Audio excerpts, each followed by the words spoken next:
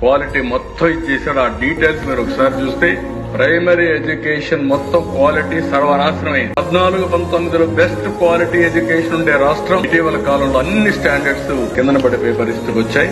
Sir ఏ లెక్కల ప్రకారం మీరు చెప్తున్నారు సార్? ఏ సంస్థ నివేదిక ఇచ్చింది మీకు?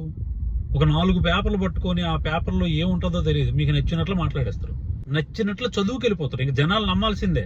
ఒకసారి ఈ వీడియో కూడా చూడండి. Has in fact surpassed Kerala, securing the top position in national education accessibility according to the latest foundational literacy and numeracy report.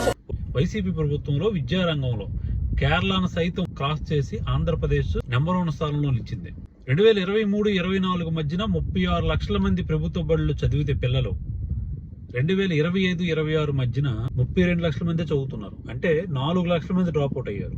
45,000 schools, colleges ఆయన రెనోవేట్ చేసి అభివృద్ధి చేస్తే, డెవలప్ చేస్తే, అన్ని మౌలిక సదుపాయాలు అందిస్తే, పిల్లలకి ట్యాబ్స్ అని, బుక్స్ అని, ఐబీ సిలబస్లని ఆయన ఇస్తే విద్యా వ్యవస్థ ఈ స్థాయికి వచ్చింది. ఇక్కడ ప్రభుత్వ బడుల్లో చదువుకున్న పిల్లలు ఇంటర్నేషనల్ వేదికలపైన మాట్లాడే స్థాయికి తీసుకెళ్లాడు జగన్మోహన్ రెడ్డి. అదే ఆయన చేసిన విధ్వంసం.